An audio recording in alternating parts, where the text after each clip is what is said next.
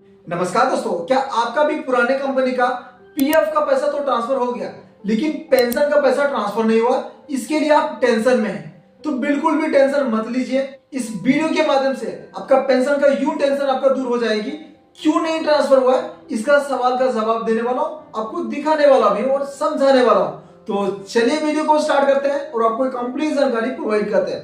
आपसे विनती करूंगा कि इस वीडियो को बिना स्किप किए एंड तक जरूर देखिएगा, ताकि दोस्तों आपका पेंशन से रिलेटेड जो भी क्वेश्चन, जो भी सवाल, जो भी टेंशन है वो एक ही बार में दूर होने वाली है। तो वीडियो को स्टार्ट करने से पहले यदि आप इस चैनल पर पहली बार विजिट किए तो आपसे रिक्वेस्ट करूंगा कि आप इस चैनल को जरूर सब्सक्राइब कर लीजिएगा जब आपको ये वीडियो, ये जानकारी पसंद आए तब। तो सबसे पहले दोस्तों, जब भी आप पुराने कंपनी से पर्सन कंपनी में पैसा ट्रांसफर करने के लिए फॉर्म 13 अप्लाई करते हैं तो उस टाइम दोस्तों आपका जो भी आपका एम्प्लॉयशर उसमें जो भी इंटरेस्ट, फिर उसके बाद जो भी आपका पेंशन अमाउंट है वो भी एक ही साथ में आपका ट्रांसफर हो जाता है। तो आप बोलिएगा ट्रांसफर हो जाता है तो फिर यहाँ पे ये पेंशन अमाउंट क्यों शो कर रहा है? हमारा ट्रांसफर होने के बाद भी और ट्रांसफर स्टेटस में चेक भी कर रहे होंगे तो वहां पे आपको एक ही बैलेंस दिख रहा होगा, जो कि एम्प्लॉयशर और एम्प्लॉयशर पेंशन का पैसा वहां पे भी नहीं दिख रहा होगा। तो यहाँ पे ये सबसे बड़ा कंफ्यूजन है। तो ये कंफ्यूजन का एक ही सॉल्यूशन है और एक ही समाधान है दोस्तों। पेंशन अमाउंट ट्रांसफर होता है, ये 100% रियल है दोस्तों।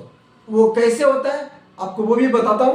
तो सबसे पहले दोस्तों, पेंशन अमाउंट कभी भी आप देखिएगा जमा होता होगा आपके पासबुक में तो 8.3% की दर से होता है, यानी कि दोस्तों आपको 1230-50 ऐसा ही कुछ करके जमा होता है। जहां की एम्प्लॉयशर अमाउंट और एम्प्लॉयशर अमाउंट ये दोनों में आगे पीछे होता है। किसी का 1200 कट होता है, किसी का 2000 कट होता है, किसी को 1500, किसी को 1800।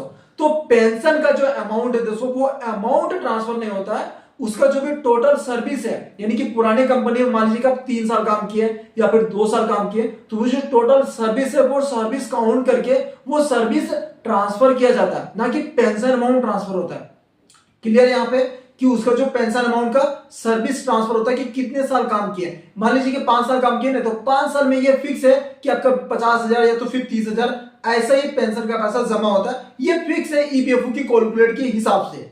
और जो एम्प्लॉयशर है उसमें डिफरेंट रहता है कि आपकी कंपनी, आपकी सैलरी ज्यादा है तो उसमें आपका अमाउंट कम ज्यादा रहता है, तो उसमें यहाँ पे सर्विस के ऊपर में डिपेंड नहीं करता है। जो अमाउंट है वो अमाउंट को ही ट्रांसफर कर देता है, लेकिन पेंशन अमाउंट का सर्विस को पकड़ता है। देन सर्विस जितना भी रहता है 2 साल 4 साल वो ही ट्रांसफर कर देता है। तो पेंशन अमाउंट का जो अमाउंट है वहां पे शो करता है। ये यहां तक कि दोस्तों आप कंपनी को छोड़ भी दीजिएगा ना और पीएफ का पूरा पैसा विड्रॉल कर लीजिएगा, फिर भी जो आपका पेंशन अमाउंट है वो शो करेगा, वो दिखेगा ही। तो यहाँ पे आई होप आप समझ होंगे पेंशन अमाउंट क्यों शो करता है।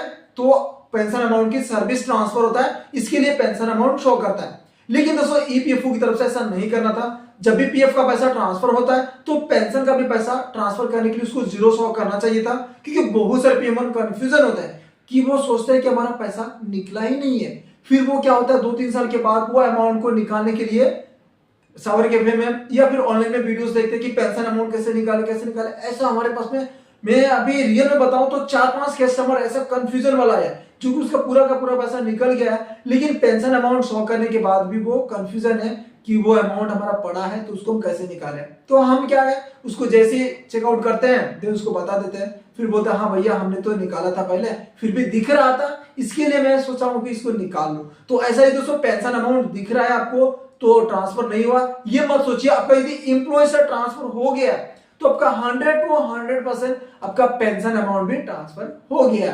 तो बस इतना ही से माजरा है दोस्तों। तो वीडियो को स्टार्टिंग में बोला था, जानकारी पसंद आई हो तो प्लीज चैनल को जरूर सब्सक्राइब कीजिएगा। तो आई होप, मैं आशा करता हूं कि जरूर आपको वीडियो पसंद आई हो तो एक प्यारा सा कमेंट और सब्सक्राइब कर लीजिएगा। धन्यवाद।